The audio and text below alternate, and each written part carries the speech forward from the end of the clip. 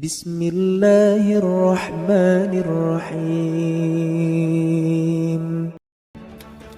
Nah, ini Mekah zaman kita sekarang.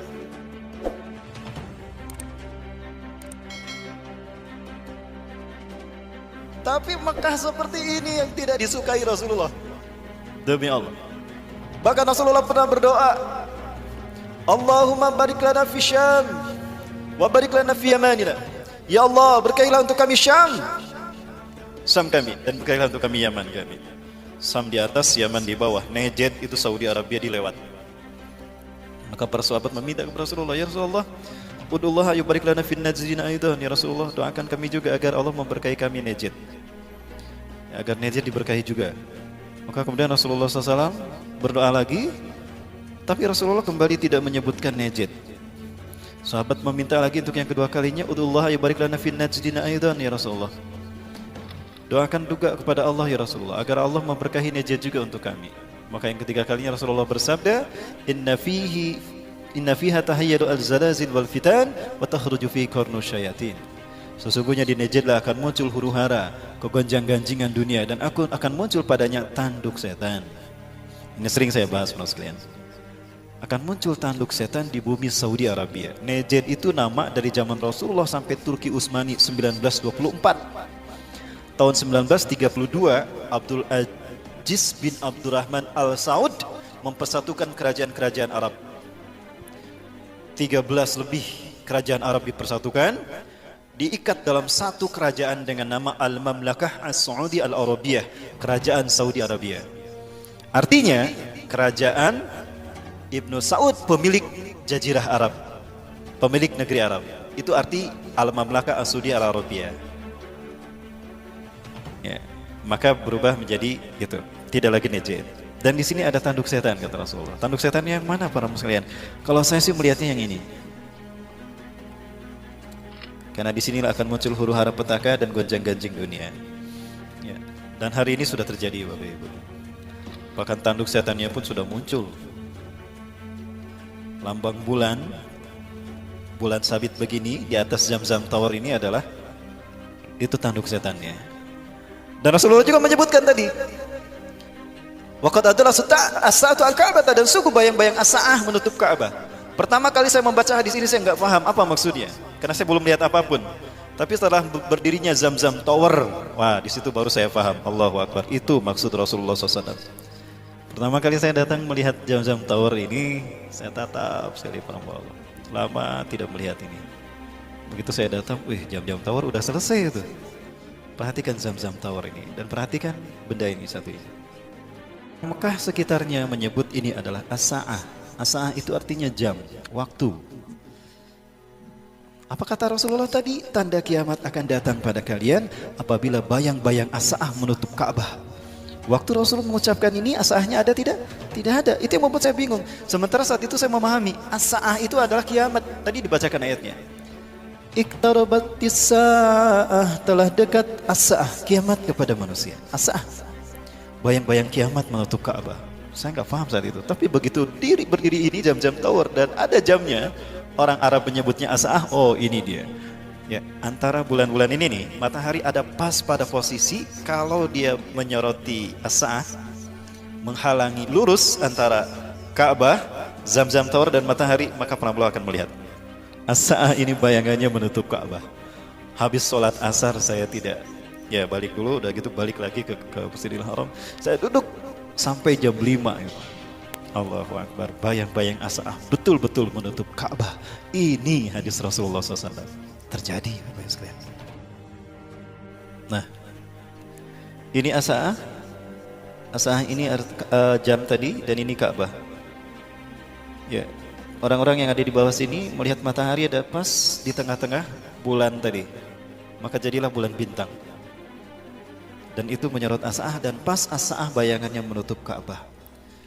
Kemarin ada yang pulang umroh di film tuh, Ustaz ini bayangan as-sa'ah menutup Ka'bah. Nyaris Ka'bah tidak tersentuh oleh sinar matahari. Merinding Bapak Ibu, kiamat sudah dekat. Allahu Akbar. Bahkan yang Rasulullah sebutkan juga tanduk setan ada di sana, itu tanduk setan ini. Saat saya di bawah, saya melihat matahari ada di sini Bapak Ibu. Matahari kan bintang. Ya bintang. Ini jadi bulan bintang. Apakah bulan bintang simbol Islam? Tidak, bukan. Islam tidak menyembah dewa bulan dan dewa matahari, tidak.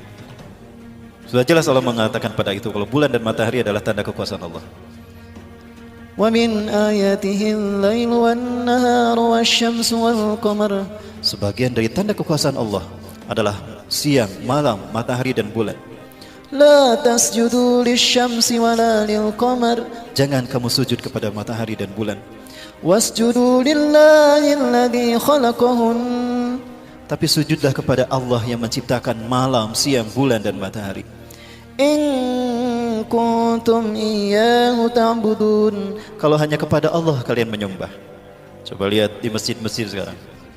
Dalam teknik arsitektur yang ditemukan oleh Sinan, setiap masjid selalu ada kubah.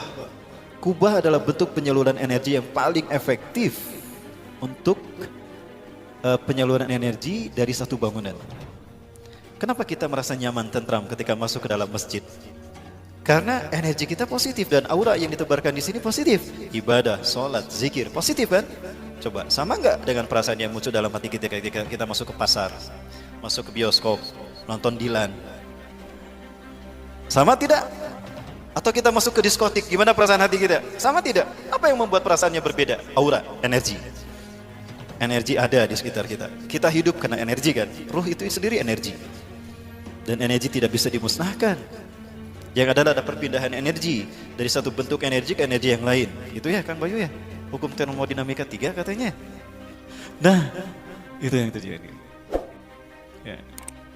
Baik Bapak Ibu sekalian, ada simbol Freemasonry di Jeddah Engineering Square. Ya di Jeddah nih. Sementara bangunan-bangunan bersejarah seperti rumah Rasulullah ketika kecil itu dihancurkan. Alasannya karena bisi dikultuskan jadi syirik. Apa ini bukan simbol kemusyrikan? Satu mata. Ini di Jeddah, di Tugu Pelabuhan Jizan, Arab Saudi Selatan. Ada Tugu Atom dan Tugu Bola. Nah, ada juga ini Faisaliyah Tower sama dengan Tugu Illuminati kan? Ada satu matanya. Tadi jelas sekali judul Jeddah ini, monumen Jeddah. Apa ini satu mata? Yang matanya satu siapa? Dajjal. Aduh, mengerikan. Dan ini Mekah dari udara. Bapak Ibu sekalian bisa melihat ini Mekah dari udara. Dan ini Vatikan. Hampir sama ya? Ini Mekah, ini Vatikan. Ya. Apakah Mekah ini akan menjadi Las Vegasnya Arab Saudi? Mengerikan Bapak Ibu. Tugas siapa ini harus? Tugas kita umat Islam. Hari ini kita berada di fase yang keempat. Fase yang keempat adalah fase Mulkan Jabarian. Fase di mana Barat memimpin dunia. Umat Islam memimpin dunia di 3 fase sejak Rasulullah SAW memimpin dunia. Masa Nubuah 23 tahun, masa Khilafah Alamin Haji Nubuah Khulafaur Rasyidin 30 tahun, dan masa Mulkan Adon 1262 tahun. Total umat Islam menguasai dunia 1314 tahun. Sampai berakhirnya Turki Utsmani di 1924. Hari ini kita berada di fase yang keempat, fase Mulkan Jabariyah, di mana Barat memimpin dunia. Berapa lama fase ini akan berlangsung? Rasulullah sepertinya membatasi hanya 100 tahun.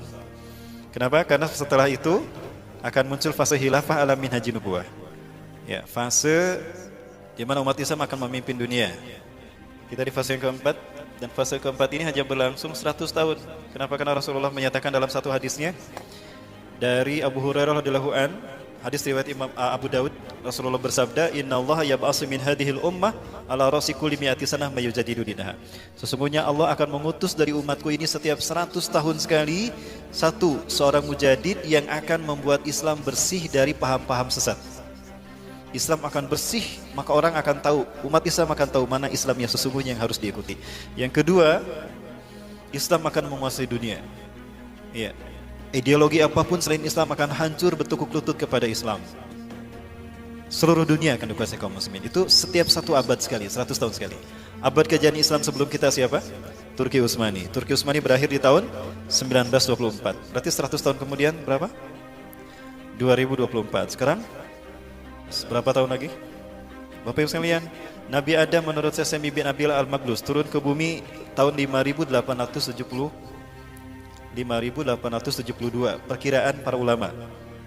5872 sebelum Masehi itu turunnya Nabi Adam ke dunia, ke muka bumi. Berarti peradaban manusia itu belum lebih dari 8.000 tahun dari Nabi Adam sampai ke kita. Bayangkan dari 8.000 tahun manusia berada di bumi, tinggal tersisa 6 tahun bagi iblis dan dajjal untuk menyesatkan kita sebanyak-banyaknya. Tinggal 6 tahun lagi tersisa bagi mereka. Karena di periode yang kelima, iblis tidak bisa berbuat apa-apa. Dajjal sudah mati di sini. Karena sudah dibunuh oleh Nabi Isa. Di mana? Di Aleppo mereka bertemu. Dan di Lut, Dajjal dibunuh. Rasulullah SAW menyebutkan, yang yataqarrabu zaman ayang zilafikum ibnu Maryam, telah dekat, sungguh telah dekat akan turunnya Isa bin Maryam di tengah-tengah kalian. Rasul berbicara ini 14 abad yang lalu. Di mana beliau akan turun? Ingdal manaratil baida, di samping masjid bermenara putih. Masjid bermenara putih itu ada di Damaskus Timur, Aleppo, Masjid Umawi. Inilah alasan terpenting secara ideologis kenapa Suriah dihancurkan. Karena Suriah akan menjadi negeri di mana Islam akan bertahan ketika huru-hara perang dunia Al-Malhamatul Kubra terjadi. Dan Nabi Isa akan menguatkan umat Islam turun di Masjid Umawi. Supaya Nabi Isa tidak jadi turun, agar Islam tidak jadi bangkit di sana. Yuk kita hancurkan Suriah, yuk kita hancurkan Aleppo. Supaya tidak jadi turun di sana Nabi Isa. Jadi mereka yakin dengan hadis Rasulullah. Maka Suriah dihancurkan. Tapi walaupun demikian tetap Suriah akan dikuasai kaum muslimin. Tidak lama lagi Bapak Ibu sekalian, 6 tahun lagi. Dan Rasulullah menyebutkan ciri-ciri ini akan terjadi. Satu, ya, Rasulullah menyatakan akan ada perebutan kekuasaan di tanah Arab. Yaktatilu salasatun 'inda kanzikum, akan berebut kekuasaan, akan berperang 3 orang laki-laki di sisi perbenaran kalian. Ya. Akan ada 3 orang laki-laki berperang di sisi perbenaran kalian. Kulluhum ibnu khalifatin, 3-tiganya anak raja. Khalifah di sini berarti raja, karena khalifah belum ada sebelum kita sampai hari ini. Thumma la yasiru ila wahidin minhum, kekuasaan tidak jatuh kepada salah satu pun dari 3 putra mahkota itu. Thumma tatlu'u ar-rayatus sud, kemudian akan muncul para pembawa panji hitam. Min kibalil masyriq, Rasulullah mengarahkan telunjuknya ke Khurasan, Afghanistan. Fayaktulunakum qatlan lam yaktulhu qaumun, mereka akan memerangi kalian dengan cara yang belum pernah digunakan oleh siapapun di muka bumi. Artinya cara mereka berperang dahsyat luar biasa. La yarudduha syai'un hatta tunsaba bi Iliya, tidak ada kekuatan militer satupun di muka bumi yang mampu menghentikan mereka sampai mereka menancapkan panji hitam itu di bumi Baitul Maqdis, Masjidil Aqsa. Fa aina ma ra'aitumuh, jika kalian melihatnya, fa'tu, datangilah. Walau habban ala salji, walaupun harus merangkak di atas salju, fa inna fiha khalifatullah al-Mahdi, di tengah-tengah mereka ada Imam Mahdi. Cirinya perebutan kekuasaan di tanah Arab putra mahkota. Kedua, turun salju. Sudah turun belum salju di tanah Arab? Sudah, para Allah. Allahu Akbar. Ya. Baik Bapak Ibu sekalian, ya, akan ada 3 tahun tersulit di mana ini akan terjadi membuat Dajjal muncul. Di saat-saat itulah kita akan menyaksikan cuaca yang aneh, situasi yang aneh di muka bumi. Ya, akan ada perubahan iklim, perubahan cuaca, para Allah. Ya. Ini saya sering sampaikan di beberapa majelis taklim. Bapak Ibu sekalian, akan ada benda langit yang datang ke antariksa kita, ke tata surya kita. Benda langit ini diperkirakan menurut antariksawan dari barat bahwa ini lebih besar daripada bumi, jauh lebih besar dari bumi, di bawah Jupiter. Ini tidak menabrak bumi tapi melintas. Namun ketika melintas bumi dapat kita bayangkan benda ini lebih besar daripada bumi kita. Dan benda ini memiliki daya tarik magnetik. Artinya bumi akan tersedot energinya. Ketika bumi tersedot energinya, maka akan terjadi pergeseran kutub, polar shift.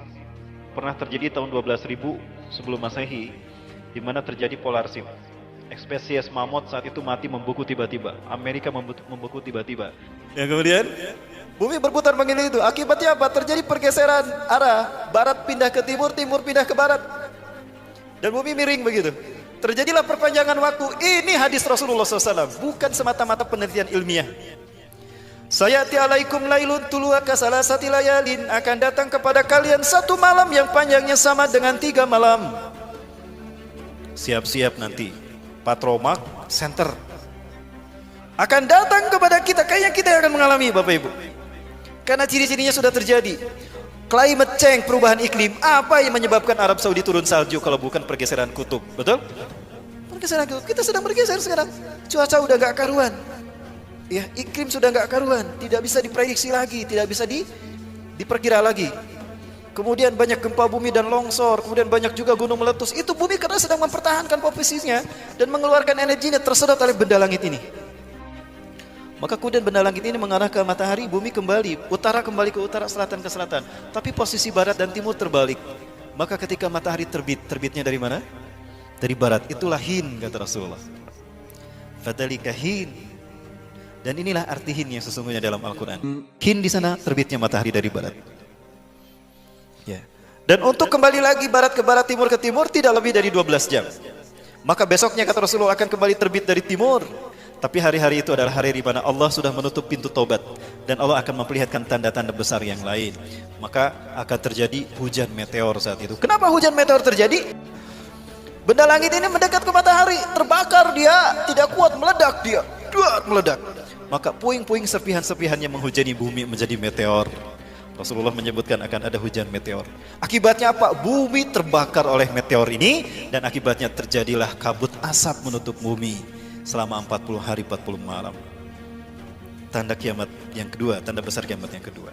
Kemudian akan muncul binatang melata yang akan menyebutkan kepada manusia. Kalau dulu manusia tidak beriman kepada tanda-tanda kekuasaan Allah, binatang melatanya besar kata Rasulullah, tubuhnya penuh dengan bulu. Bulu-bulunya halus luar biasa berwarna putih. Jika binatang sudah ini muncul, maka Ya'juj Ma'juj akan datang. Siapa Ya'juj Ma'juj? Ciri kalau Ya'juj Ma'juj akan datang, petaka akan menimpa bangsa Arab, kata Rasulullah. Rasulullah terbangun dari tidurnya. Zainab binti Jahsin, istri beliau, menyaksikannya. Rasulullah bersabda, Wailun la ilaha illallah, wailun lil arabi min syarrin qad iqtaraba. Tidak ada Tuhan selain Allah. Kecelakaan petaka akan menimpa bangsa Arab karena keburukan yang telah mendekat. Futihal yauma min radbin Ya'juj wa Ma'juj mislah hadhi. Lubang Ya'juj Ma'juj sudah terbuka sebesar ini. Itu 14 abad yang lalu. Hari ini sudah tidak terbuka lagi. Rasul menyebutkan petakanya akan menimpa bangsa Arab. Siapa bangsa Arab yang dimaksudkan Rasulullah? Palestina bangsa Arab bukan? Suriah, Irak, Afghanistan, Mesir, Tunisia, Libya, Yaman, bangsa Arab bukan? Bagaimana kondisi bangsa-bangsa itu? Siapa yang membantai mereka? Apakah itu Ya'juj Ma'juj? Itu Ya'juj Ma'juj KW-nya. Bapak Ibu sekalian, ini akan telah terjadi. Tapi ingat kata Rasulullah, akan muncul kebangkitan yang semalam. Dan akan ada 3 titik yang membuat umat Islam memiliki kemampuan untuk bangkit. Di mana? Satu, Ahlus Syam. Akan muncul dari Suriah dan Palestina pejuang-pejuang tauhid yang tangguh, yang tidak akan bisa dikalahkan oleh mereka. Ada kemungkinan kalau dari Palestina ini Izzuddin Al-Qassam, sayap militer Hamas. Dari Suriah ada kemungkinan bangkitnya Al-Qaeda Suriah, yang dulu disebut dengan Front Free Syrian Army, FSA, Ahrarus Syam, Juyusul Islam, Juyusul Fatat, Al-Jabhah Al-Nusrah, akan bersatu di bawah satu panji Syam. Sekarang panji hitam sudah bergerak, sudah berkibar di Jazirah Gaza, di pantai Gaza, di Selat Gaza. Yang kedua, Ashabur Ratisud yang akan bergerak dari Khurasan. Sekarang pun sudah terlihat bagaimana kekuatan-kekuatan mereka. Dan yang ketiga, Taifah Mansurah. Mudah-mudahan itu Indonesia. Amin ya Rabbal.